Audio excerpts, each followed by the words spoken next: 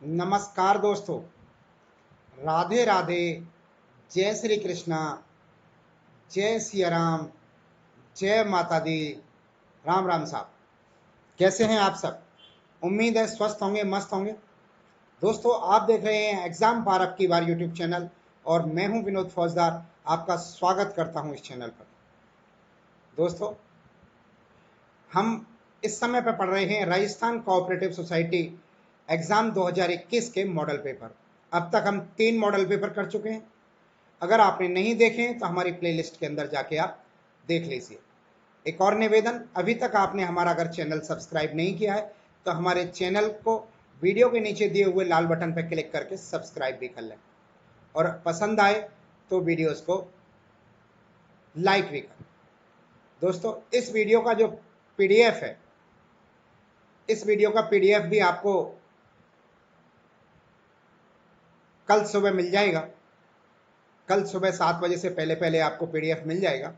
और जो सुबह वाली वीडियो थी उसका पीडीएफ आपको मिल ही चुका होगा।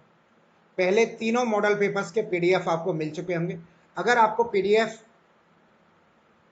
के लिए आप परेशान ना हुआ करें, हमारे जो टेलीग्राम चैनल है उसको ज्वाइन कर लें आप, और टेलीग्राम चैनल पर हम ये पीडीएफ जो है अपलोड कर देते हैं। दोस्तों, आपने 3 मॉडल पेपर्स में का आनंद लिया होगा। उम्मीद है पसंद आए होंगे आपको। आज हम चौथा मॉडल पेपर लेकर आए हैं और कल और परसों 3-3 मॉडल पेपर लेके आएंगे। कल 3 मॉडल पेपर लेके आएंगे और परसों भी 3 मॉडल पेपर लेके आएंगे। इस तरह से हम परसों तक लगातार मॉडल पेपर लाएंगे और 16 तारीख को अवकाश रखेंगे। 16 तारीख को, 17 को आपका पेपर है, तो 3 मॉडल पेपर कल लेके आएंगे, 3 मॉडल पेपर परसों लेकर आएंगे। दोस्तों, बहुत ही अच्छे क्वेश्चन, बहुत ही सिलेक्टेड क्वेश्चन है और मज़ा आएगा आपको इन मॉडल पेपर में। सुबह मैंने जो मॉडल पेपर दिया था उसमें एक व्यूअर हैं, शायद रघुवीर सिंह, रघुवीर नाम है उनका। उन्होंने एक मैसेज किया था कि क्वेश्चंस का जो है वर्तमान परिप्रेक्ष्य में भी विश्लेषण किया करें। तो आज मैं प्रयास करूंगा वर्तमान परिप्रेक्ष्य में भी विश्लेषण करने का क्वेश्चंस का। तो आप बने रहिए हमारे साथ अंत तक वीडियो के अंदर और बिना स्किप किए हुए वीडियो को देखिए। आइए शुरू करते हैं हमारा अगला model paper Rajasthan cooperative society का। पहला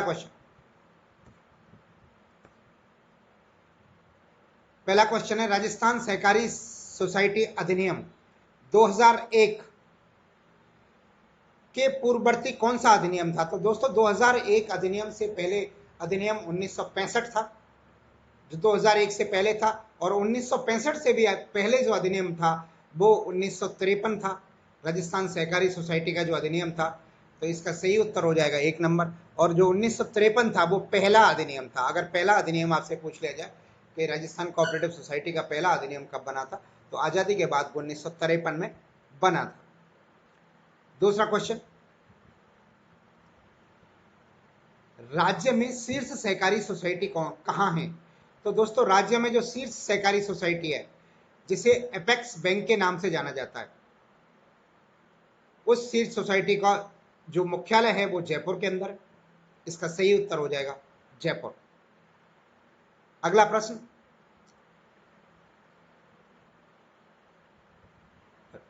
दो या दो से अधिक सोसाइटियों के समामिलन होने के बाद नई सोसाइटी के रजिस्ट्रेशन के उपरांत प्रत्येक सोसाइटी का रजिस्ट्रेशन रद्द हो जाएगा, विघटन हो जाएगा, निगमन निकाय के रूप में अस्तित्व समाप्त हो जाएगा, या उपरोक्त सभी? दोस्तों, इस क्वेश्चन का उत्तर है उपरोक्त सभी। इस क्वेश्चन में एग्जामिनर पूछना चाहता है कि 2 सोसाइटी हैं, सोसाइटी ए और सोसाइटी बी, इन दोनों का समामेलन हो जाता है, दोनों ही सोसाइटी आपस में एक दूसरे मिल जाती हैं, मिलके एक नई सोसाइटी सी सोसाइटी बनाती हैं।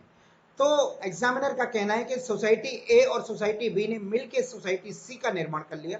तो सोसाइटी सी के रजिस्ट्रेशन होने के उपरांत क्या सोसाइटी ए और सोसाइटी बी अलाइव रहेंगी, जीवित रहेंगी, या उनका रजिस्ट्रेशन कैंसिल? दोस्तों, उन दोनों सोसाइटियों का रजिस्ट्रेशन कैंसिल हो जाएगा, उनको विघटित माना जाएगा और उनका दोनों का अस्तित्व समाप्त हो जाएगा। अतः इसका उत्तर उपरोक्त सभी ऑप्शन नंबर 4 सही है।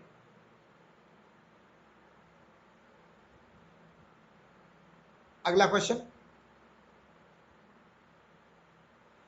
यदि किसी सहकारी सोसाइटी की समिति को हटाया जाता है तो उसके कार्यों का प्रबंधन करने के लिए सरकारी सेवक को प्रशासक के रूप में नियुक्त किया जा सकता है। तो दोस्तों वो अधिकतम 6 माह के लिए नियुक्त किया जा सकता है।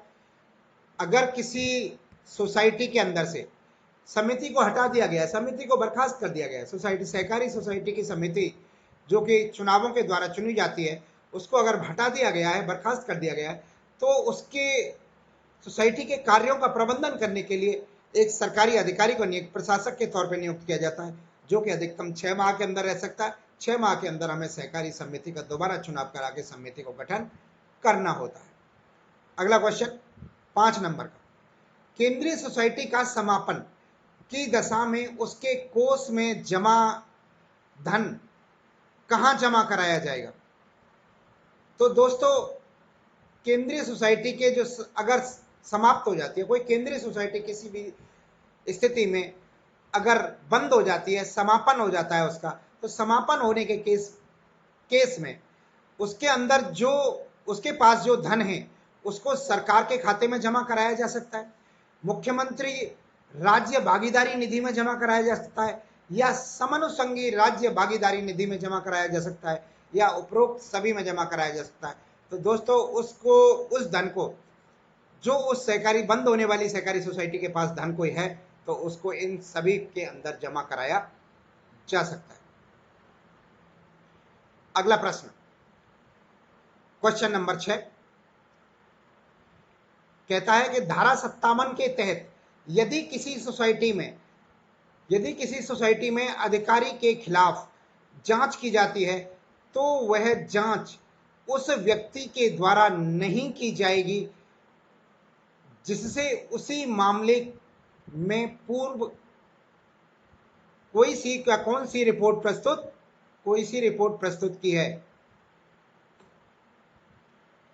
धारा 57 कहती है यदि किसी सोसाइटी के खिलाफ कोई जांच की जाती है तो कौन कौन व्यक्ति उसकी जांच नहीं कर सकता है। तो दोस्तों ऑडिट रिपोर्ट, उस सोसाइटी की ऑडिट रिपोर्ट करने वाला व्यक्ति, निरीक्षण रिपोर्ट तैयार करने वाला व्यक्ति और समापन रिपोर्ट तैयार करने वाला व्यक्ति उस सोसाइटी की जांच नहीं कर सकता है। इन तीनों के अतिरिक्त किसी अन्य पर उस सोसाइटी की जांच करानी होगी। इन सभी के अतिरिक्त कोई और उसकी जांच करेगा। अगला क्वेश्चन, राजस्थान जोत अधिनियम कौन सा है? तो राजस्थान में जो जोत अधिनियम है ये आपको याद रखना है, एक फैक्ट है जो 1964 है। राजस्थान जोत अधिनियम 1964।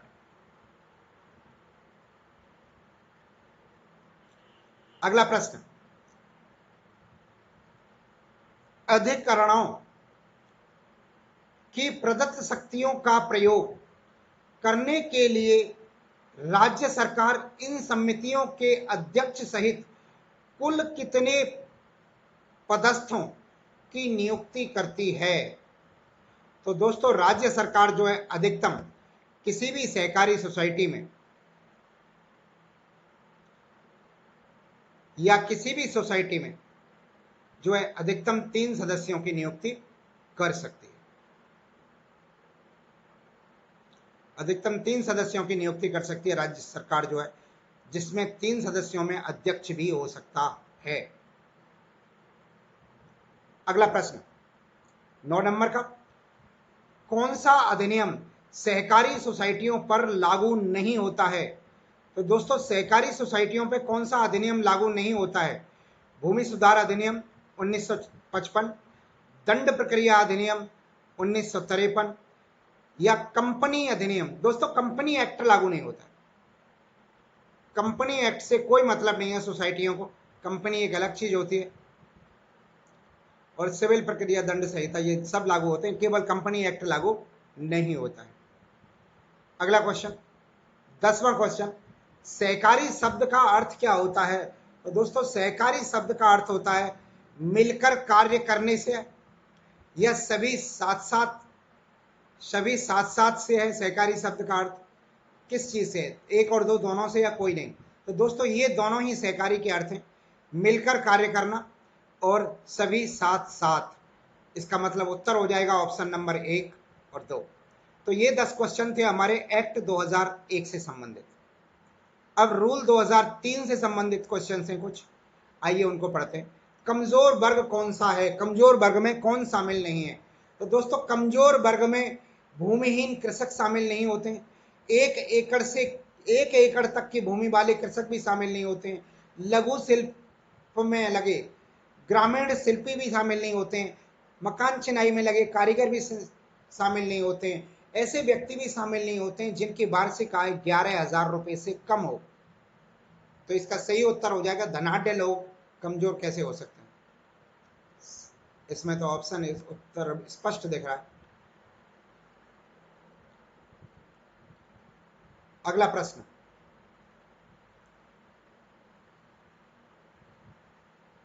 किस धारा के अधीन रजिस्ट्रार प्रस्तावित संशोधकों को पुनर्विचार के लिए सोसाइटी को वापस भेज सकता है? तो दोस्तों सोसाइटी को वापस किसी धारा के अधीन रजिस्ट्रार प्रस्तावित संशोधन को पुनर्विचार के लिए वापस भेज सकता है। मान लो किसी सोसाइटी ने अपने उपविधियों में या उपबंधों में जो है संशोधन किया, वो संशोधन एक विशेष संकल्प पत्र के द्वारा सोसाइटी ने संशोधन किया और उस संशोधन को अप्रूवल के लिए रजिस्ट्रार महोदय के यहाँ पर भेजा। तो रजिस्ट्रार महोदय को ऐसा लगता है कि इस संशोधनों में ये संशोधन जो कर रहे हैं ये सही नहीं है, ये लोक हित में नहीं है। अगर ये लोक हित में या जनहित में नहीं है तो रजिस्ट्रार महोदय द्वारा उन संशोधनों पर पुनः विचार करने के लिए इसको वापस भेजा जा सकता है, और वो वापस जो भेजा जाएगा वो धारा 10 के अधीन भेजा जाएगा। अगला प्रश्न, सदस्यों के लिए प्राप्त आवेदनों की समीक्षा किसके द्वारा की जाएगी? तो दोस्तों सदस्यों के लिए जो आवेदन प्राप्त होंगे उनकी समीक्षा जो है समिति के द्वारा की जाएगी। इसमें रजिस्ट्रार महोदय का कोई रोल नहीं होता है कि अगर कोई व्यक्ति सोसाइटी के अंदर सदस्य बनना चाहता है किसी भी सोसाइटी में, तो वो सोसाइटी के लिए ही आवेदन करता है और सोसाइटी और समिति ही उसका, समिति में जो मुख्य कार्यकारी अधिकारी होता है, समिति में जो मुख्य कार्यकारी अधिकारी होता है, जो संचालक होता है समिति का, वही उसका आवेदन करेगा। इसका संबंध केवल समिति से ही है, लेकिन जो उसका इन्वेस्टिगेशन करता है, इन्वेस्टिगेशन अधिकारी सीईओ होता है, उस समिति का जो भी मुख्य कार्यकारी अधिकारी होता है। अगर समिति छोटी है तो फिर समिति का अध्यक्ष उस चीज के बारे में अध्यक्ष या सचिव जो है इस चीज का डिसीजन लेता है। अगला क्वेश्चन, यदि बैठक का कार्यवृत्त तैयार किया जाए तो बैठक के समाप्त होने के कितनी अवधि के अंदर यह कार्यवृत्त बिना किसी परिवर्तन के तैयार किया जाएगा? इसका मतलब यह है अगर बोर्ड की मीटिंग होती है, सोसाइटी की मीटिंग होती है, सोसाइटी के सदस्यों की मीटिंग होती है और उसमें एक कार्य योजना तैयार की जाती है, आगामी कार्य योजना तैयार की जाती है कि साहब हमें इस तरह का कार्य करना है। तो वो कार्य योजना बैठक समाप्त होने के 72 घंटे के अंदर, यानी कि 3 दिवस के अंदर अंदर वो उसका ड्राफ्ट तैयार किया जाएगा, टाइप करके तैयार की जाएगी और उसमें कोई भी परिवर्तन नहीं किया जा सकता है। जो बैठक में डिसीजन हुआ है वही एज इट इज 3 दिवस के अंदर अंदर टाइप करना होता है। इसका सही उत्तर हो जाएगा ऑप्शन नंबर 3। अगला प्रश्न 15 नंबर का, कर्मचारियों के वेतन से काटी जाने वाली अविधाय की रकम अधिकतम कितनी हो सकती है? तो दोस्तों ये 10% हो सकती है, यानी कि कर्मचारियों के खाते से की जाने वाली कटौती जो पीएफ में जमा की जाएगी, प्रोविडेंट फंड के अंदर जमा की जाएगी, प्रावधायी निधि के अंदर जमा की जाएगी। इसकी जगह प्रावधायी निधि भी शब्द आ सकता है, अविधाय की जगह प्रोविडेंट फंड शब्द भी आ सकता है, तो वो भी आप ध्यान रखें। इसकी जो वेतन होता है, उनका जो मूल वेतन होता है, ये मूल वेतन का अधिकतम 10% जो है कर्मचारी के खाते से काटी जा सकती हैं और बाकी 10% जो है एम्प्लॉयर प्रदान करता है। इस तरह से प्रोविडेंट फंड में कर्मचारी के खाते में 20% जमा होता है, जिसमें से 10% अंश जो है कर्मचारी का होता है और 10% अंश उस सोसाइटी का होता है। भूमि विकास बैंक में विक्रय अधिकारी नियुक्ति किस धारा के अधीन किया जाता है? विक्रय अधिकारी की नियुक्ति कौन सी धारा के अंतर्गत की जाती है? तो दोस्तों धारा 89, धारा 89 इस क्वेश्चन का सही जवाब है। 89 के अधीन विक्रय अधिकारी की नियुक्ति की जाती है और नियुक्ति करता कौन है विक्रय अधिकारी की? रजिस्ट्रार महोदय।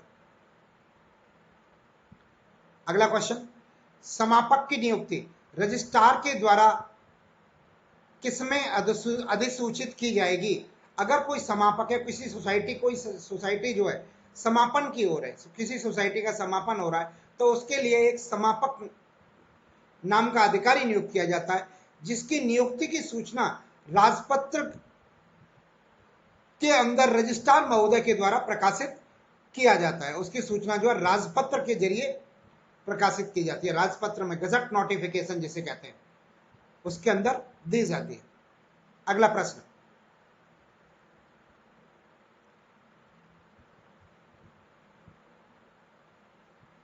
अठारह नंबर का, सोसाइटी के समक्ष साधारण बैठकों में तुलना पत्र के साथ निम्न में से कौन सी रिपोर्ट प्रस्तुत की जाएगी?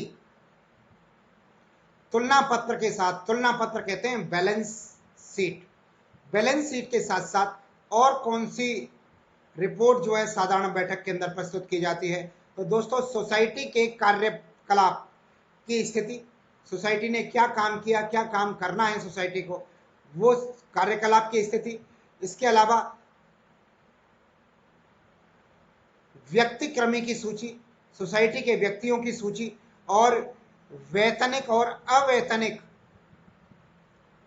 कर, लाभांश, बोनस आदि, ये सब जो है उस साधारण बैठक के अंदर प्रस्तुत किए जा सकते हैं या किए जाते हैं। तो इसका उत्तर हो जाएगा उपरोक्त सभी। अगला प्रश्न, राजस्थान में सहकारी आंदोलन की शुरुआत कब हुई थी? तो दोस्तों सहकारी आंदोलन की शुरुआत राजस्थान के अंदर 1904 में हुई थी और भारत में कब हुई थी? भारत में भी 1904 ईस्वी में ही सहकारी आंदोलन की शुरुआत हुई थी। अगला प्रश्न 20 नंबर की प्रश्न की तरफ चलते हैं।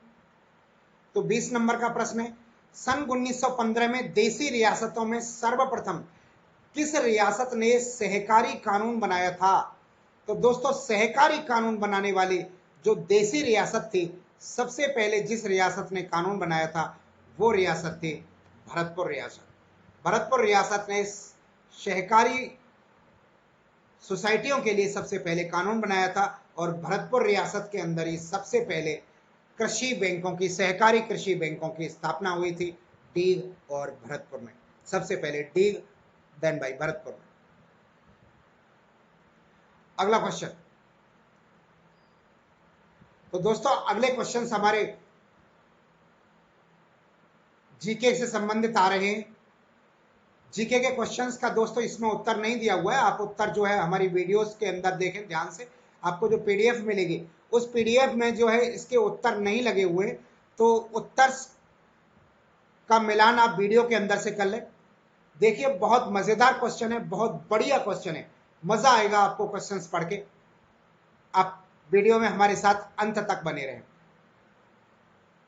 पहला क्वेश्चन, सही कथनों का चयन कीजिए। और दोस्तों पहला कथन है, अर्ध उष्ण सदाबहार वन आबू क्षेत्र में मिलते हैं। क्या अर्ध शुष्ण आबू क्षेत्र में मिलते हैं? दूसरा ऑप्शन है, शुष्क सागवान का राजस्थान के दक्षिणी भागों में केंद्रित है। शुष्क सागवान जो है राजस्थान के दक्षिणी भागों में केंद्रित है, हाँ जी। और मिश्रित पतझड़ वाले वन उत्तरी राजस्थान में मिलते नहीं जी, यही ऑप्शन गलत है। मिश्रित पतझड़, पतझड़ वाले वन जो है पूर्वी राजस्थान में मिलते हैं, पूर्वी या पूर्वी दक्षिणी राजस्थान में मिलते हैं, जहां के आर्द्र या जो है आर्द्र जलवायु वाला जो प्रदेश है उसमें मिलते हैं ये जो है। तो यही उत्तर इसका गलत होगा। अगला ऑप्शन और पढ़ लेते हैं। खेजड़ी का वृक्ष शुष्क वनों की विशेषता है। तो ये पहला, दूसरा और चौथा ये सही है, ए बी डी ऑप्शन सही है, अतः उत्तर हो जाएगा दूसरा नंबर का ऑप्शन। अगला प्रश्न, सोनाड़ी और नाली नस्लें हैं, ये दो नस्लों के नाम है, सोनाड़ी नस्ल और नाली नस्ल, ये किस किस की हैं, ये किसकी हैं, कौन से जानवर की नस्लें? ऑप्शन है भेड़ की नस्ल, बकरी की, गौवंश की या ऊंटों की नस्ल। बताइए आपके हिसाब से कौन सा उत्तर होना चाहिए? दोस्तों ये नस्ल है भेड़ की, ये जो है भेड़ की नस्ल है।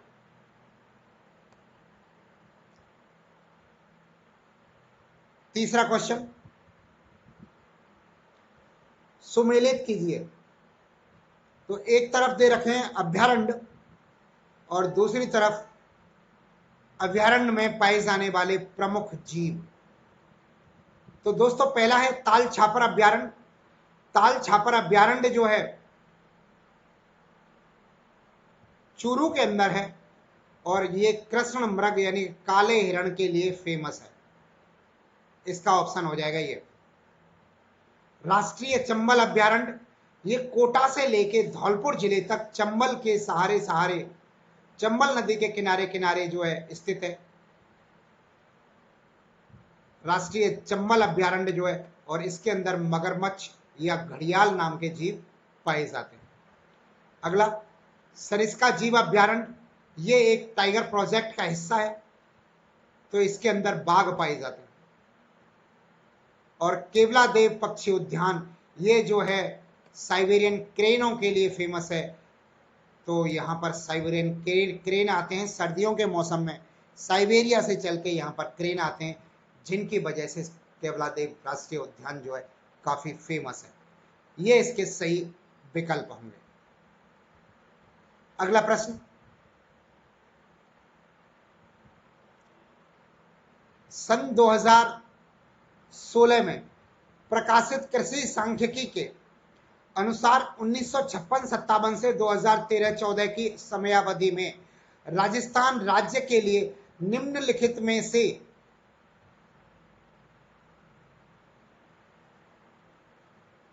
कौन से वाक्य सही हैं? कौन से वाक्य सही हैं निम्नलिखित में से? तो दोस्तों ये पता लगाना है हमें।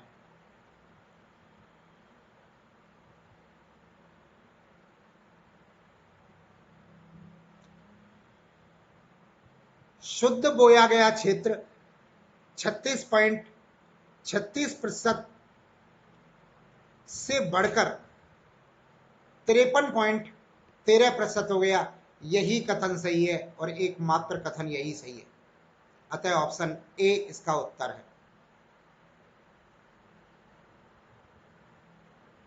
अगला प्रश्न,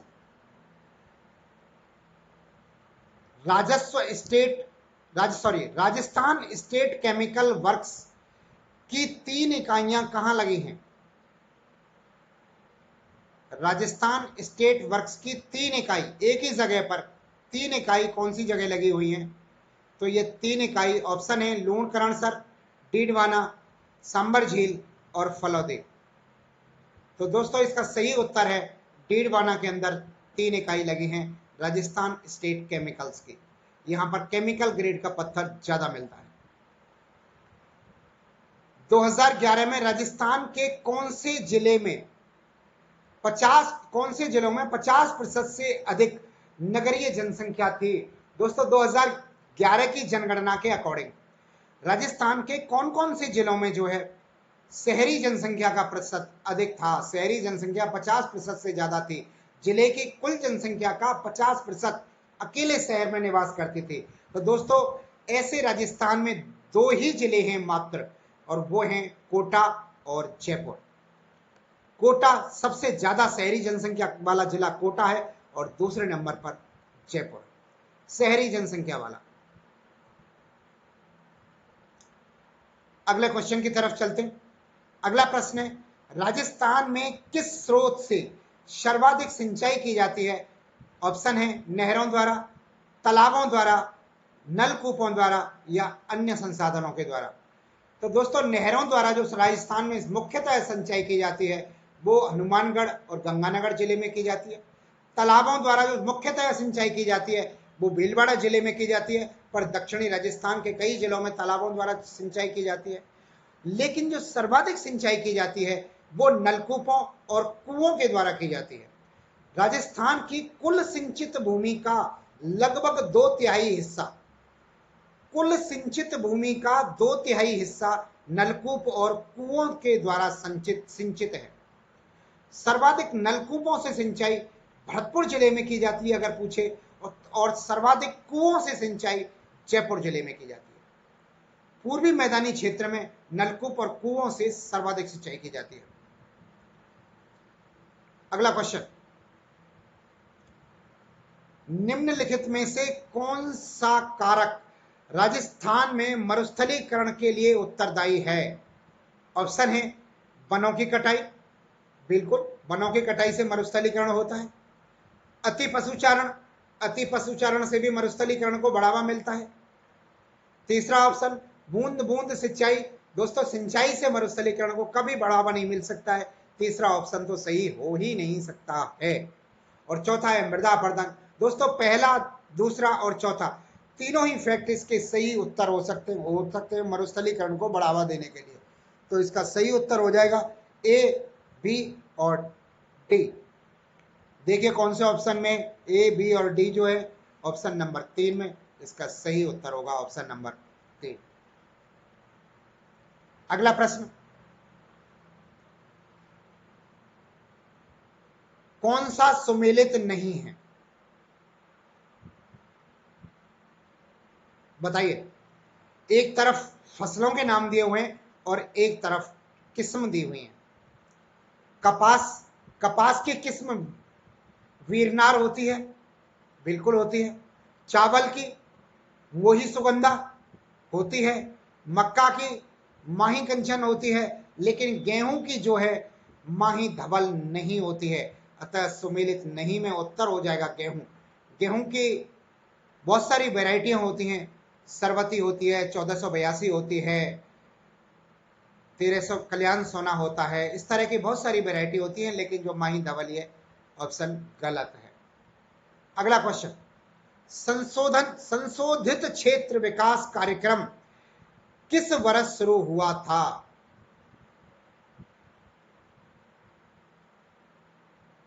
बताइए दोस्तों, संशोधित विकास कार्यक्रम किस वर्ष शुरू हुआ था? थोड़ा टिपिकल क्वेश्चन है और ये फैक्ट याद रखें, 1978-79 के अंदर जो है संशोधित कार्यक्रम स्टार्ट हुआ था। अगला क्वेश्चन, राजस्थान के कौन से जिले में अधिकतम वर्षा के दिनों की संख्या पाई जाती है?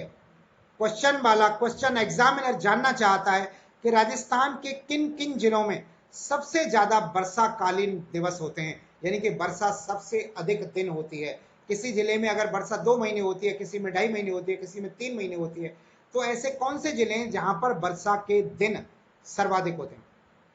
दोस्तों जो मानसून आता है हमारे राजस्थान के अंदर 90% बरसात जो होती है वो बंगाल की खाड़ी वाली शाखा के मानसून से होती है, जो कि उत्तर पूरब की दिशा से आता है, बंगाल की खाड़ी वाला मानसून, और राजस्थान के अंदर झालावाड़ जिले से प्रवेश करता है। ये आप सब लोग जानते होंगे। तो झालावाड़ से प्रवेश करता है और अंत भी वो झालावाड़ जब वापस आता है तो वापसी में भी सबसे अंत में झालावाड़ जिले से ही आता है। तो जिस जिले में झालावाड़ होगा वही जिला इसका सही युग्म होगा। अगर झालावाड़ जिला एक से अधिक युग्मों में है, मान लो अगर किसी केस में एक से अधिक युग्मों में आ जाए तो फिर झालावाड़ और उसके आसपास के जिलों को आपको देखना होगा। इसमें उत्तर होगा झालावाड़, कोटा और बारां, जो सभी झालावाड़ के आसपास के जिले हैं। ऑप्शन 2 सही उत्तर हो जाएगा और सटीक उत्तर हो जाएगा।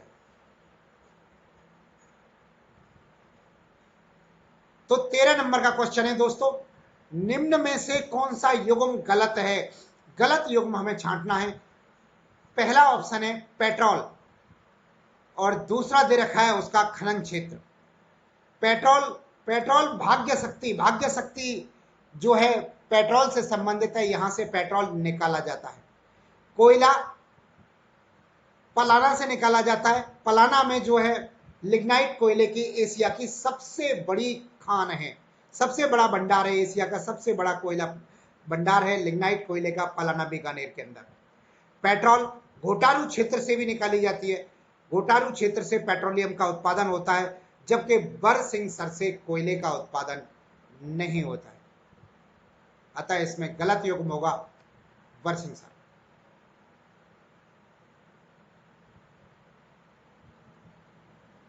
अगला क्वेश्चन, सहारिया विकास कार्यक्रम किस वर्ष शुरू किया गया था? ऑप्शन है 1997-98, दूसरा ऑप्शन 1985-86, तीसरा 1993-94 और चौथा ऑप्शन है 1989-90। बताइए दोस्तों, सहारिया विकास कार्यक्रम किस वर्ष शुरू किया गया था? क्वेश्चंस का लेवल थोड़ा सा ऊंचा है, पर कोई बात नहीं, आप क्वेश्चंस करिए, मजा आएगा, आनंद आएगा। बताइए इसका उत्तर सही क्या है? दोस्तों ध्यान दें, यह उत्तर आरपीएससी के द्वारा डिलीट किया गया था। इनमें से कोई भी विकल्प सही नहीं है, क्योंकि सहारा विकास बोर्ड जो है, सहारा विकास कार्यक्रम जो है, ये 1977-78 में चलाया गया था। 77-78 के दौरान चलाया गया ये कार्यक्रम जो है। 77-78 से प्रारंभ किया गया है 12 जिले के अंदर, क्योंकि 12 जिले में मुख्यतः सहरिया जनजाति पाई जाती है और 12 जिले से 77-78 में सहरिया जनजाति का ये कार्यक्रम शुरू हुआ था। लगभग 495 गांव में कुछ इस तरह से स्टार्ट हुआ था। ये एग्जैक्ट फिगर मुझे याद नहीं, 495 गांव है शायद, इतने गांवों में सन 77-78 से सहरिया विकास कार्यक्रम स्टार्ट हुआ था। अतः इसका सही उत्तर है 1977-78। आप आंकड़ों को दुरुस्त कर लें। अगला क्वेश्चन, राजस्थान में 2001 से 2011 में ग्रामीण जनसंख्या दशकीय परिवर्तन क्या था? तो दोस्तों ऑप्शन है 19.0, दूसरा है 18.8, तीसरा है 21.3 और चौथा है 19.1। इसका सही उत्तर क्या है? दशकीय वृद्धि, यानी कि 2001 से 2011 के दौरान जो वृद्धि हुई थी उसमें ग्रामीण क्षेत्र में दशकीय प्रतिशत कितना था? बताइए। इसका सही उत्तर है 19%। 19% जो है ग्रामीण क्षेत्र में दशकीय वृद्धि हुई थी, जबकि कुल वृद्धि जो है वो लगभग 17.6% के आसपास हुई थी। यानी कि कुल समग्र दशकीय वृद्धि 2001 से 2011 के मध्य 17.6 हुई थी।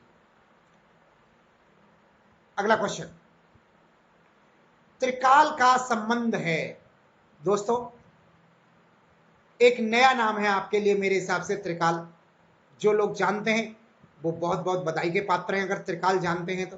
त्रिकाल एक नया शब्द हो सकता है आपके लिए। त्रिकाल क्या है दोस्तों? त्रिकाल कहते हैं, त्रिकाल शब्द जो बना है वो तीन और अकाल से बना है। त्रिधन अकाल के संधि विच्छेद से बना है। त्रि का मतलब तीन और अकाल तो आप समझते ही हो, यानी कि तीन अकालों को एक साथ मिलाकर बनाया गया शब्द है त्रिकाल। त्रिकाल शब्द का अर्थ होता है चारा, भोजन और जल, तीनों की कमी हो जाए, जब तीनों के लाले पड़ जाएं तब त्रिकाल, उसे त्रिकाल कहते हैं। चारे की अत्यधिक कमी, भोजन की अत्यधिक कमी और जल की समस्या कमी का सामना करना पड़े तो वहां पर त्रिकाल पड़ता है। दोस्तों ये त्रिकाल हमारे निकट भविष्य में या हमारे जीवन काल में कभी नहीं पड़ा। हमारे जीवन काल में अकाल बहुत जगह पड़े हैं, पर राजस्थान में सबसे ज्यादा अकाल राजस्थान के अंदर ही पड़ते हैं भारत में। लेकिन हमारे जीवन काल के दौरान, आपके जीवन काल के दौरान त्रिकाल कभी नहीं पड़ा, क्योंकि त्रिकाल पड़ा था आज से लगभग 150 वर्ष पहले, सन 1868-69 के दौरान। सन 1868-69 के दौरान त्रिकाल पड़ा था, जिस समय पे चारा, भोजन और जल तीनों की कमी हो गई थी। जब चारा, भोजन और जल तीनों की अत्यंत कमी हो जाए उसे त्रिकाल कहते हैं। त्रिकाल की परिभाषा है ये, चारा, भोजन, जल तीनों की कमी होने को त्रिकाल कहते हैं। अब त्रिकाल का मतलब भोले शंकर मत समझ लेना कि वो त्रिकालदर्शी हैं, भोले शंकर हैं, महादेव बाबा है, उनका मतलब मत समझ लेना। त्रिकाल का मतलब होता है 3 तरह का अकाल, और ये 1868-69 में राजस्थान में पड़ा था, पश्चिमी राजस्थान के अंदर। उस समय पे भीषण अकाल था दोस्तों, और बहुत सारे जानवर और जनहानि भी हुई थी। जानवर भी खत्म हुए थे, जानवर तो खत्म हुए थे, इसके अलावा भूख से तड़प तड़प कर व्यक्ति भी, बहुत सारे व्यक्ति मर गए थे। तो ये त्रिकाल होता है जो कि इन 3 से संबंधित है। आज से लगभग 152 साल, लगभग 150 वर्ष से अधिक समय से पहले ये पड़ा था। जुरासिक युग की चट्टानें राजस्थान के किन जिलों में अवस्थित हैं? तो दोस्तों, जुरासिक कालीन चट्टानें, जिन्हें अवसादी चट्टानें कहते हैं या परतदार चट्टान भी कहते हैं, तो ये अवसादी चट्टानें कहाँ पाई जाती हैं? ये पाई जाती हैं शुष्क मरुस्थल में। और शुष्क मरुस्थल वाला क्षेत्र में कौन कौन से जिले आते हैं? जैसलमेर, बाड़मेर, बीकानेर और पश्चिमी जोधपुर आता है, आप सब जानते ही होंगे। तो जुरासिक युग की जो चट्टानें पाई जाती हैं वो पश्चिमी राजस्थान में पाई जाती हैं। तो ऑप्शंस में ढूंढो पश्चिमी राजस्थान के कौन कौन से जिले हैं। तो पश्चिमी राजस्थान के जो जिले हैं वो हैं जैसलमेर और बाड़मेर।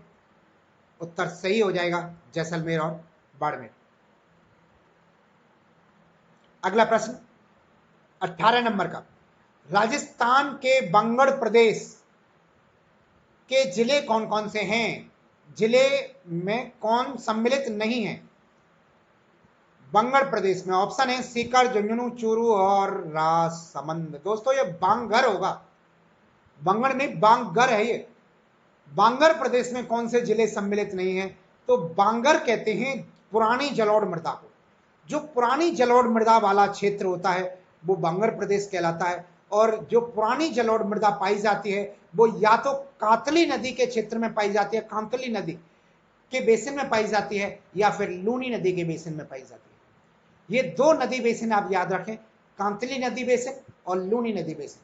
कांतली नदी बेसिन का जो क्षेत्र है, कांतली नदी सीकर जिले से निकलती है और झुंझुनू जिले तक प्रवाहित होती है। कभी कभी बहुत ज्यादा पानी आ जाता है, बाढ़ आ जाती है उसके अंदर, तो इसका पानी जो है हरियाणा तक चला जाता है। लेकिन इसका जो बेसिन है वो सीकर, झुंझुनू और चूरू तीनों जिलों के अंदर आता है। अतः बांगर प्रदेश जो है इन तीनों में आएगा। राजसमंद इसका सही उत्तर होगा। राजसमंद कांतली नदी का क्षेत्र नहीं है। अगले प्रश्न की तरफ चलते हैं। 1992 में राजस्थान में अनुच्छेद 356 के अंतर्गत उद्घोषणा के समय निम्नलिखित में से कौन राजस्थान का राज्यपाल नहीं था? ऑप्शन है रघुकुल तिलक, दूसरा है दरबारा सिंह, तीसरा है एम चेन्ना रेड्डी और चौथा है अंशुमान सिंह। ये चारों राज्यपाल हैं जो राजस्थान में रहे हैं। आप बताइए इसका उत्तर क्या हो सकता है? सोचिए दोस्तों, ये क्वेश्चन एक बार दोबारा से पढ़िए आप, और फिर 1 मिनट बाद मैं आपको बताता हूं क्या दिक्कत है इस क्वेश्चन में। एक बार दोबारा से पढ़िए इस क्वेश्चन को और देखिए। क्वेश्चन कुछ अटपटा सा लगता है, अजीब सा लगता है क्वेश्चन। आरपीएससी के द्वारा ये क्वेश्चन डिलीट किया गया था। अब डिलीट करने का मैं कारण बताता हूं आपको कि आरपीएससी ने इस क्वेश्चन को डिलीट क्यों किया था। दोस्तों इस क्वेश्चन का सही उत्तर है, वो सही उत्तर है एम चेन्ना रेड्डी। 1992 में जो राज्यपाल थे राजस्थान के, वो एम चन्ना रेड्डी थे। इन्होंने फरवरी 1992 में शपथ ली थी और ये सन 1993 तक राज्यपाल थे राजस्थान के। तो 1992 के हिसाब से अगर कोई टिक करना चाहे तो एम चन्ना रेड्डी को टिक कर सकता है, क्योंकि इन्होंने फरवरी 1992 में राजस्थान के राज्यपाल पद की शपथ ली थी। और फरवरी तक जो राज्यपाल थे, फरवरी 92 तक जो राज्यपाल थे वो स्वरूप सिंह थे, और स्वरूप सिंह ऑप्शन में नहीं है। इस क्वेश्चन के अंदर हम पढ़ते हैं, देखो राजस्थान में 1992 में राजस्थान में अनुच्छेद 356 के अंतर्गत, अब बताइए अनुच्छेद 356 क्या है? इस बात को तो आप सब लोग जानते होंगे कि अनुच्छेद 356 में राष्ट्रपति महोदय द्वारा राज्य के अंदर फैली अव्यवस्था की वजह से राष्ट्रपति शासन लगाया जाता है। तो दोस्तों इसके अंदर अंतर्गत और उद्घोषणा के बीच में एग्जामिनर या टाइपिस्ट एक शब्द लिखना भूल गया, राष्ट्रपति शासन। यानी कि क्वेश्चन इस तरह से होना चाहिए था, 1992 में राजस्थान में अनुच्छेद 356 के अंतर्गत राष्ट्रपति शासन की उद्घोषणा के समय निम्नलिखित में से कौन राज्यपाल था? तो ये क्वेश्चन बिल्कुल सही होता और आरपीएससी इसको डिलीट नहीं करती, क्योंकि आरपीएससी इसमें से राष्ट्रपति शासन लिखना भूल गई थी, इसलिए आरपीएससी को ये क्वेश्चन डिलीट करना पड़ा। अगर आप इस जगह एक शब्द ऐड कर लो राष्ट्रपति शासन, तो दोस्तों इसका उत्तर हो जाएगा एम चन्ना रेड्डी। ये इसका उत्तर हो जाएगा। 1992 में जो है एम चन्ना रेड्डी राज्यपाल थे राजस्थान के। 1992 में दो राज्यपाल थे, फरवरी 1992 तक स्वरूप सिंह थे और फरवरी 1992 से लेके एम चन्ना रेड्डी राजस्थान में राज्यपाल थे। अगला प्रश्न,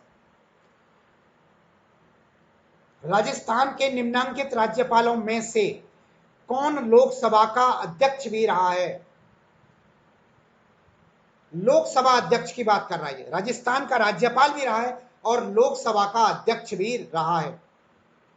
देखिए दोस्तों, राजस्थान के राज्यपाल तो ये चारों रहे हैं। बलराम भगत भी राजस्थान के राज्यपाल रहे हैं, कल्याण सिंह भी रहे हैं, अंशुमन सिंह भी रहे हैं और प्रतिभा पाटिल भी रही हैं राजस्थान के राज्यपाल। प्रतिभा पाटिल राजस्थान के राज्यपाल रही हैं और देश के राष्ट्रपति भी रही हैं। कल्याण सिंह राजस्थान के राज्यपाल रहे हैं और उत्तर प्रदेश के मुख्यमंत्री रहे हैं। अंशुमन सिंह राजस्थान के राज्यपाल रहे हैं लेकिन लोकसभा के अध्यक्ष नहीं रहे। लोकसभा के अध्यक्ष बलराम भगत रहे हैं और राजस्थान के राज्यपाल भी रहे हैं। इसका उत्तर हो जाएगा बलराम भगत, ऑप्शन नंबर 1। 21 नंबर का क्वेश्चन, निम्नलिखित कथनों पर विचार कीजिए। आइए कर लेते हैं विचार। पहला ऑप्शन, मंत्री मुख्यमंत्री के प्रसाद पर्यंत पद धारित करेंगे। करेंगे नहीं आएगा दोस्तों, कर सकते हैं होता तो बात अलग थी, लेकिन ये कोई जरूरी नहीं है जितने दिन मुख्यमंत्री रहेगा उतने दिन मंत्री रहेंगे। मुख्यमंत्री का विशेषाधिकार होता है मंत्री बनाना और मंत्री को हटाना। मुख्यमंत्री अपने पद पर रहते हुए किसी मंत्री को समय से पूर्व हटा भी सकता है और समय से कभी भी बीच में भी उसकी नियुक्ति कर सकता है और बीच में मंत्री को हटा भी सकता है। अतः ये ऑप्शन सही नहीं होगा। दूसरा पढ़ते हैं अपन, राज्यपाल राष्ट्रपति के प्रसाद पर्यंत पद धारित करेंगे। तो राज्यपाल जो है राष्ट्रपति के प्रसाद पर्यंत पद जो है धारित करेगा, यह बिल्कुल सही तथ्य है। तो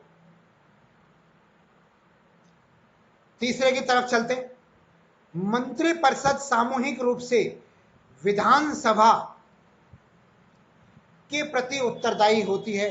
जी बिल्कुल, इसका ये जो कथन है, ये कथन बिल्कुल सही है कि मंत्रिपरिषद जो है जिसमें मुख्यमंत्री और कैबिनेट मंत्री या राज्य मंत्री सभी आते हैं, ये सभी जो है विधानसभा के प्रति सामूहिक रूप से उत्तरदायी है या विधानसभा के प्रति उत्तरदायी होती है। और चौथा ऑप्शन है, मुख्यमंत्री की पदावधि विधानसभा के कार्यकाल के समवर्ती होती है। यह भी कोई जरूरी नहीं है। दोस्तों विधानसभा के कार्यकाल 5 वर्ष का होता है। 5 वर्ष के अंदर विधानसभा भंग हो जाए तो एक अलग बात है, लेकिन विधानसभा भंग नहीं हो तो भी ये स्थिति बन सकती है कि मुख्यमंत्री बदला जा सकता है। अभी राजस्थान में इस तरह की स्थिति बन गई होती, आप सब लोग इससे परिचित होंगे कि राजस्थान में गुटबाजी हो गई थी। गहलोत साहब का अलग गुट बन गया था और सचिन महोदय का अलग गुट बन गया था, उप मुख्यमंत्री जो थे।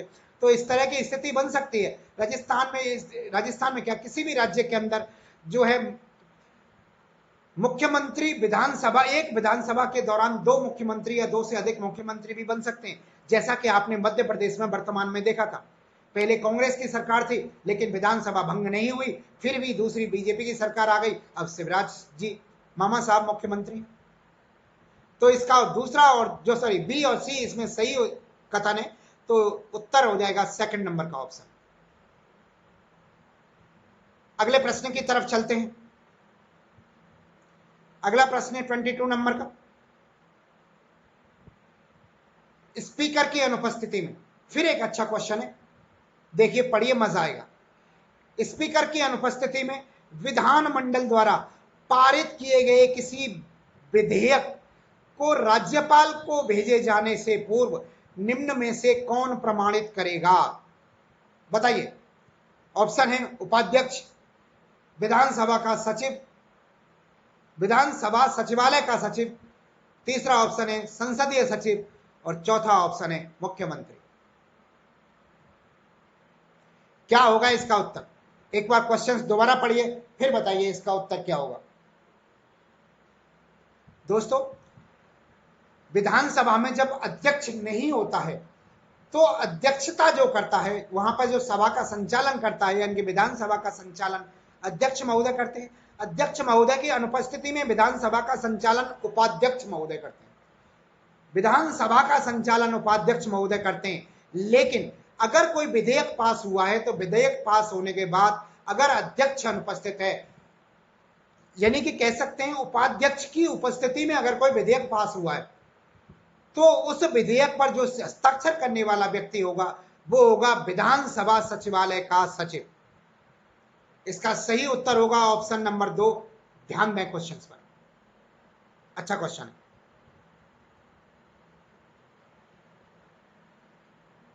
अगला क्वेश्चन, राज प्रमुख द्वारा राजस्थान में उच्च न्यायालय का उद्घाटन किया गया था।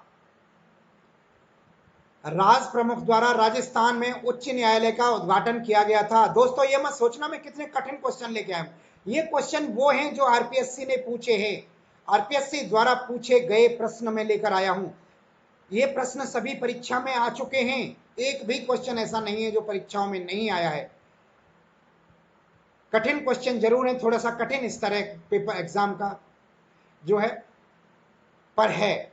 इसका सही उत्तर है दोस्तों 29 अगस्त 1949, यानी कि राजस्थान सर्वोच्च न्यायालय का, जो कि जोधपुर के अंदर स्थित है राजस्थान सर्वोच्च न्यायालय, इसका जो उद्घाटन हुआ था वो 29 अगस्त 1949 को हुआ था और ये राज प्रमुख महोदय के द्वारा किया गया था। अब मैं आपके लिए एक क्वेश्चन देता हूं, यहां पर आप उस क्वेश्चन का आंसर कमेंट बॉक्स में बताएं वीडियो खत्म होने के बाद। वीडियो खत्म होने के बाद इस क्वेश्चन का आंसर बताएं कि कौन से राज प्रमुख इस समय पर, यानी कि 29 अगस्त 1949 को राजस्थान में राज प्रमुख कौन थे? ऑप्शन दूं? ऑप्शन दे देता हूं मैं आपको। जयपुर नरेश, उदयपुर के महाराणा या कोटा के भीम सिंह, कौन थे राज प्रमुख? दोस्तों ये तीनों ही राजस्थान के अंदर अलग अलग चरणों में, राजस्थान के एकीकरण के विभिन्न चरणों में राज्य प्रमुख रहे हैं। तीनों ही, कोटा के महाराजा भीम सिंह भी रहे हैं, उदयपुर के महाराणा भी रहे हैं और जयपुर के राजा भी रहे हैं, जयपुर महाराज भी रहे हैं। तो कौन थे 29 अगस्त 1949 को? आपको बताना है कमेंट करके, मैं आपके लिए छोड़ता हूं। अगला क्वेश्चन 24 नंबर, सही कथन की पहचान कीजिए। राज्यपाल द्वारा अनुमोदित होने के उपरांत एक ही मंत्री द्वारा किसी विधेयक को विधानसभा में प्रस्तुत किया जा सकता है, बिल्कुल गलत। दोस्तों, मंत्रिपरिषद से कोई विधेयक पारित किया जाएगा, उसके बाद वो राज्यपाल महोदय को अनुमोदन के लिए जाता है, न कि पहले राज्यपाल महोदय अनुमोदन करेंगे और राज्यपाल महोदय के अनुमोदन के उपरांत ही वो विधेयक कानून का रूप लेता है। ये उल्टा कह दिया इसमें, इसलिए ये गलत है। दूसरा ऑप्शन,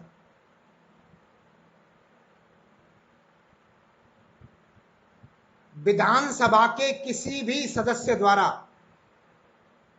विधानसभा में विधेयक प्रस्तुत किया जा सकता है। बताइए, इस ऑप्शन को मैं अभी छोड़ता हूं, अभी वापस लौट के आऊंगा इस ऑप्शन। तीसरा ऑप्शन, कोई भी विधेयक स्पीकर की पूर्व अनुमोदन के बिना विधानसभा में प्रस्तुत नहीं किया जा सकता। दोस्तों, इस जगह पर अनुमोदन शब्द नहीं आएगा, अनुमति शब्द आएगा।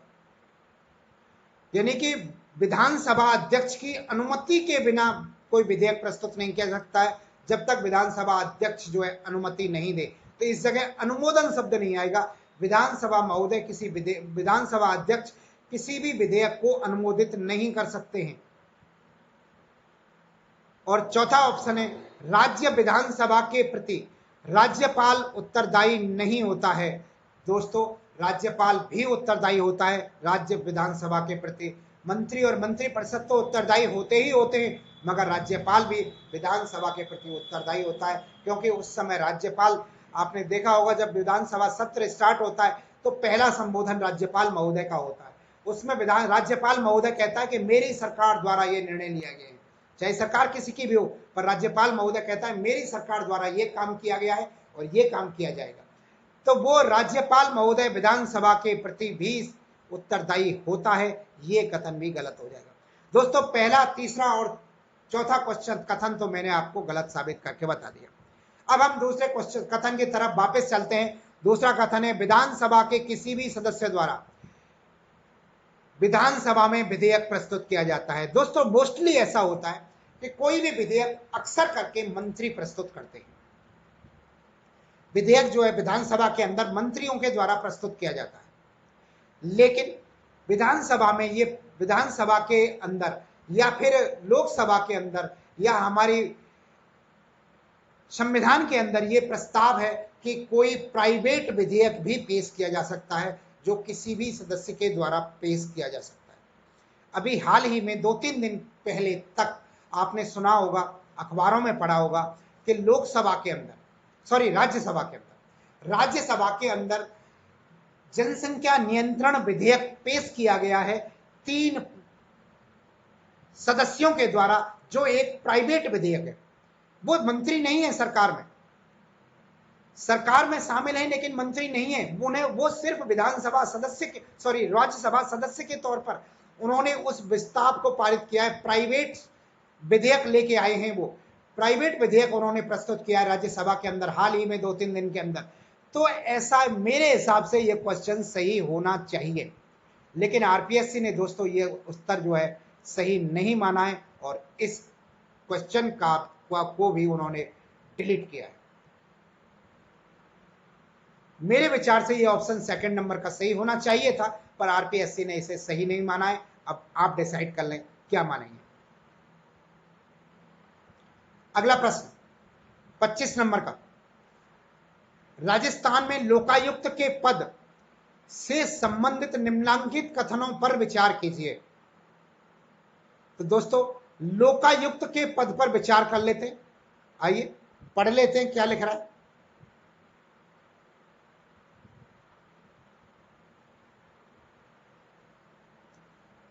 हाँ जी, पहला ऑप्शन,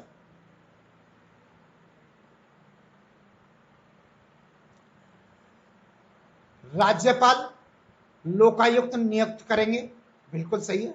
लोकायुक्त की नियुक्ति राज्यपाल महोदय के हस्ताक्षर के उपरांत ही होती है। लोकायुक्त को देय वेतन भत्ते पेंशन राजस्थान उच्च न्यायालय के मुख्य न्यायमूर्ति के समकक्ष होगा, बिल्कुल होगा। लोकायुक्त जो है राजस्थान उच्च न्यायालय के न्यायाधीश के समकक्ष ही वेतन और वेतन भत्ते प्राप्त करेगा। यह कथन भी बिल्कुल सही है।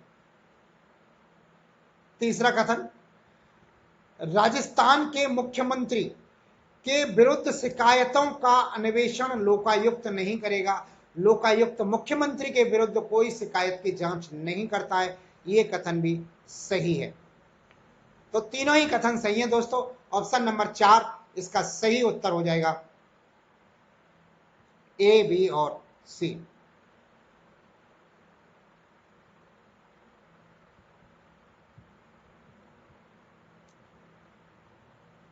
अगला क्वेश्चन,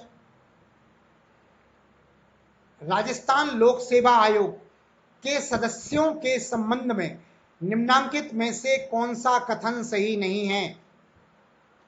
राजस्थान लोक सेवा आयोग आरपीएससी के सदस्यों के संबंध में निम्नलिखित में से कौन सा कथन सही नहीं है? बताइए, कौन सा कथन सही नहीं है? पहला ऑप्शन है सदस्यों की नियुक्ति राज्यपाल द्वारा की जाती है। बिल्कुल सही है, सदस्यों की नियुक्ति राज्यपाल द्वारा की जाती है। दूसरा ऑप्शन, सदस्य और अपने पद ग्रहण करने की तारीख से 6 वर्ष या 65 वर्ष की आयु होने तक बने रह सकते हैं सदस्य। दूसरा ऑप्शन, बताइए इस ऑप्शन सही है कि गलत, मैं आपके लिए छोड़ता हूं। तीसरा ऑप्शन, सदस्य अपनी पदावधि की समाप्ति पर उसे पद पर पुनः नियुक्ति के पात्र नहीं होंगे। हाँ जी, आरपीएससी का जो सदस्य एक बार रह लेगा वो दोबारा सदस्य नहीं बनेगा। ये भी बात सही है। और चौथा ऑप्शन, सदस्य अपने पद पर राजस्थान के राज्यपाल के द्वारा निलंबित किया जा सकता है। जो नियुक्त करता है वो मोस्टली उसको हटा भी सकता है। राज्यपाल महोदय के द्वारा नियुक्ति की जाती है, राज्यपाल महोदय उसे अपने पद से हटा भी सकते हैं। ये भी कथन सही है। तो फिर गलत क्या है? इसमें ऐसा कोई ऑप्शन नहीं है कि उपरोक्त सभी हैं। दोस्तों, मैंने दूसरा ऑप्शन आपके लिए छोड़ दिया था, मैं वापस लौट के दूसरे ऑप्शन पे आता हूं। दूसरा ऑप्शन है कि सदस्य अपने पद ग्रहण करने की तारीख से 6 वर्ष की अवधि तक अपने पद पर बना रह सकता है। बिल्कुल सही है, लेकिन अधिकतम उम्र उसकी जो है 65 वर्ष नहीं है दोस्तों। इसकी अधिकतम उम्र जो है 62 वर्ष होगी। इसकी अधिकतम उम्र जो है वो 62 वर्ष के तक का जो सदस्य है वो 62 वर्ष तक रह सकता है। 62 वर्ष तक की अधिकतम उम्र होने तक आरपीएससी का सदस्य रह सकता है। अतः ऑप्शन 2 इसका गलत उत्तर है। 65 की जगह 62 होना चाहिए था। अगला क्वेश्चन, राजस्थान राज्य निर्वाचन आयोग का गठन कब हुआ था? राजस्थान राज्य निर्वाचन आयोग का गठन कब हुआ था? तो यह गठन हुआ था दोस्तों 1994 में। यह क्वेश्चन हम किसी मॉडल पेपर में कर चुके हैं और शायद सोसाइटी के क्वेश्चंस के अंदर, कोऑपरेटिव सोसाइटी के क्वेश्चंस के दौरान किया था या कभी किया था, मेरे को याद नहीं आ रहा, पर कर चुके हैं। अगला क्वेश्चन, राजस्थान राज्य के मानवाधिकार आयोग के अध्यक्ष की नियुक्ति राज्यपाल के द्वारा एक समिति की सिफारिश पर की जाएगी जो मिलकर बनेगी। किससे मिलकर बनेगी? यानी कि राजस्थान के राज्य में मानवाधिकार आयोग का अध्यक्ष की नियुक्ति की जानी है, तो वो किस किस समिति की सिफारिश पर की जाएगी? तो उस समिति के अंदर कौन कौन होगा? पहला ऑप्शन है मुख्य न्यायमूर्ति, मुख्यमंत्री या विधानसभा के अध्यक्ष के तौर पर अध्यक्ष और गृह मंत्री।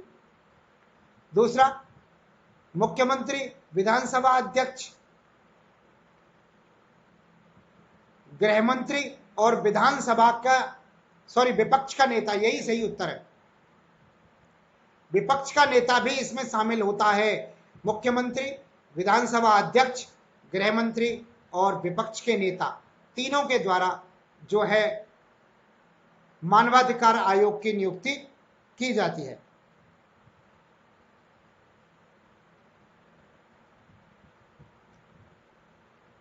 अगले प्रश्न की तरफ चलते हैं।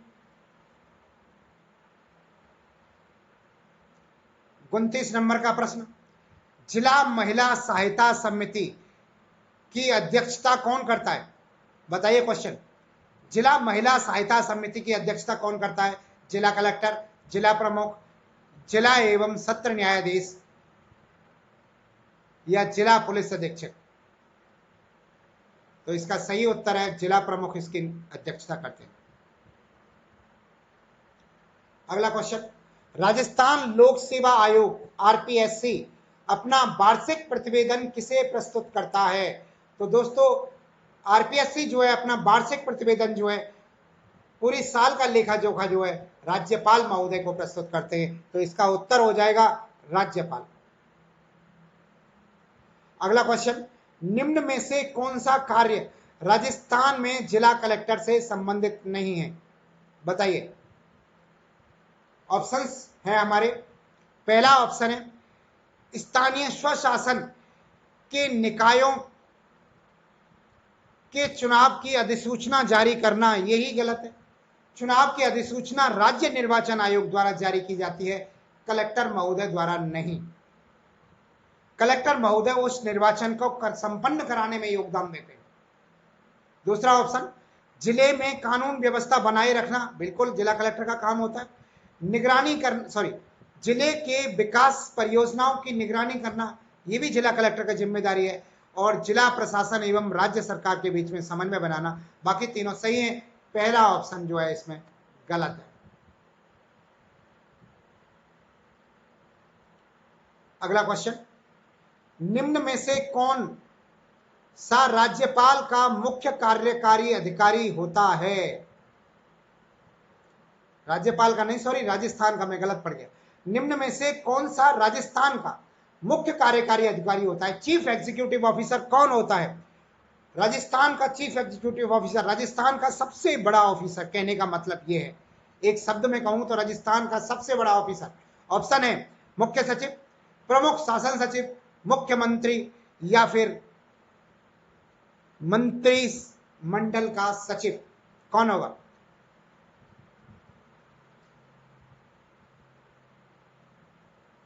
बताइए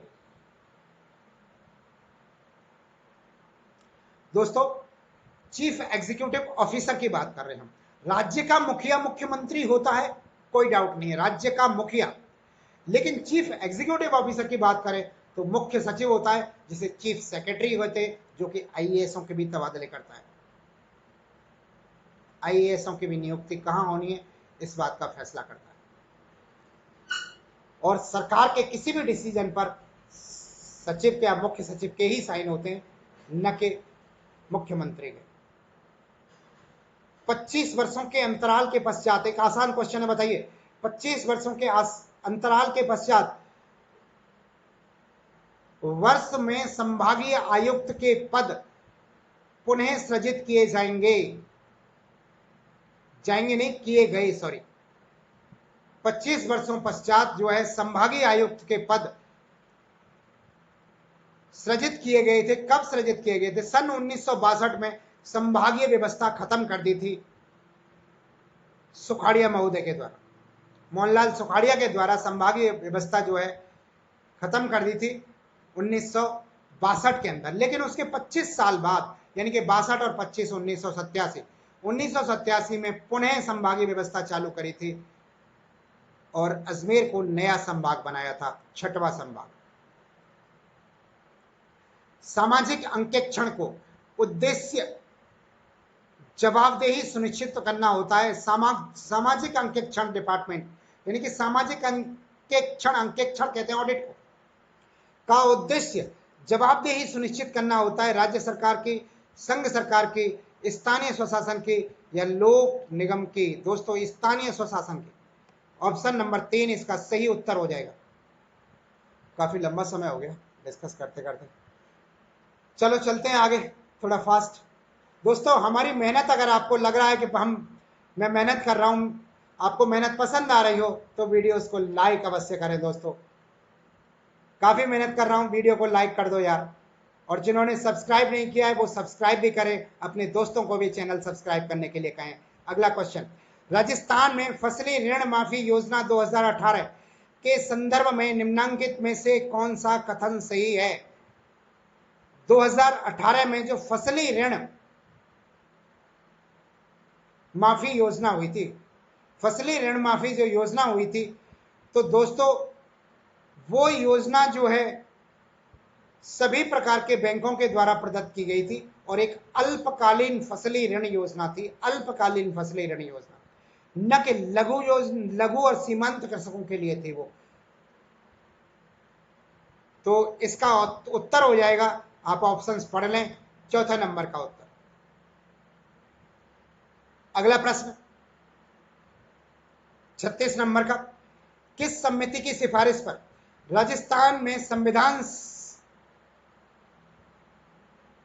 राजस्थान विधानसभा राज्यपाल के अभिभाषण के निर्दिष्ट विषयों की चर्चा के लिए सामान्यतः समय नियत करेगी? यानी कि ऐसी किस समिति की सिफारिश होती है जिसमें राजस्थान विधानसभा राज्यपाल के अभिभाषण के लिए निर्दिष्ट विषयों का चर्चा करती है? कि राज्यपाल महोदय वो विधानसभा में आके किस विषय पर भाषण दें, इसकी जो चर्चा करने के लिए एक समिति बनाई जाती है, वो समिति कौन सी होती है? बताइए। ऑप्शन है नियत समिति, विशेषाधिकार समिति, कार्य सलाह समिति या फिर आचरण समिति। कौन सा सही उत्तर है इसका? तो दोस्तों इस प्रश्न का सही उत्तर है कार्य सलाह समिति, 3 नंबर का ऑप्शन। अगला प्रश्न, राजस्थान राज्य विधानसभा आयोग के किसी सदस्य द्वारा अधिकतम किस उम्र तक पद धारित किया जा सकता है? यानी कि राज्य मानवाधिकार आयोग के मेंबर्स के द्वारा जो अधिकतम उम्र क्या तय की गई है, रिटायरमेंट की अधिकतम उम्र क्या है? तो दोस्तों वो है 70 वर्ष, 70 ईयर तक मानवाधिकार आयोग का कोई सदस्य बना रह सकता है। अगला क्वेश्चन, राजस्थान में नगरपालिका चुनाव एक निर्दलीय प्रत्याशी को नामांकन के लिए कितने प्रस्तावकों की आवश्यकता होती है? तो 5 प्रस्तावक चाहिए उसे, 5 प्रस्तावकों की आवश्यकता होती है किसी भी निर्दलीय प्रत्याशी को नगर पालिका का चुनाव लड़ने के लिए। अगला क्वेश्चन, राजस्थान राज्य के सकल घरेलू उत्पाद में वर्ष 2017-18 की चालू कीमत के आधार पर कृषि का योगदान कितना था? तो 25% कृषि का योगदान था, लगभग 25%। अगला क्वेश्चन, 2015-16 में राजस्थान में कृषि जोतों का औसत आकार क्या था? 2.73 हेक्टेयर था, सॉरी 2.73 हेक्टेयर जो है कृषि जोतों का आकार था। और अगला क्वेश्चन, 3 चालू परियोजनाओं के समामेलन के बाद प्रधानमंत्री कृषि सिंचाई योजना ने जन्म लिया था, तो इन 3 योजनाओं का क्या नाम था? 41 नंबर का क्वेश्चन, प्रधानमंत्री कृषि सिंचाई योजना का संबंध जो है किससे है? कौन कौन सी योजनाएं ऐसी हैं जिनको मिलाकर प्रधानमंत्री सिंचाई योजना बनाई गई है? तो दोस्तों वो है त्वरित सिंचाई लाभ कार्यक्रम, पहली योजना थी। दूसरी समन्वित जल ग्रहण प्रबंध कार्यक्रम, और तीसरी थी खेत पर जल प्रबंधन। इन तीनों योजनाओं को मिलाकर एक नई योजना बनाई थी और उस योजना का नाम था प्रधानमंत्री कृषि सिंचाई योजना। अतः ऑप्शन नंबर पहला इसका सही उत्तर होगा। तो दोस्तों ये थे हमारे आज के क्वेश्चंस। आपको हमारा वीडियो कैसा लगा आप हमें कमेंट करके वीडियो के अंत में जरूर बताएं कैसा लगा। और हम आपसे वादा करते हैं कि कल और परसों 3 वीडियोस आएंगे। तीनों वीडियोस का जो समय होगा वो मैं आपको बता देता हूं। सुबह 8 बजे, शाम को 8 बजे और दोपहर को 2 बजे 3 वीडियोस लाएंगे हम तीनों ही मॉडल पेपर लाएंगे कल, यानी कि 14 तारीख को और 15 तारीख को, दोनों दिन 3 वीडियोस लाएंगे।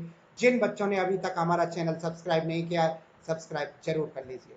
धन्यवाद वीडियोस देखने के लिए, बहुत बहुत आभार। जय हिंद, जय भारत।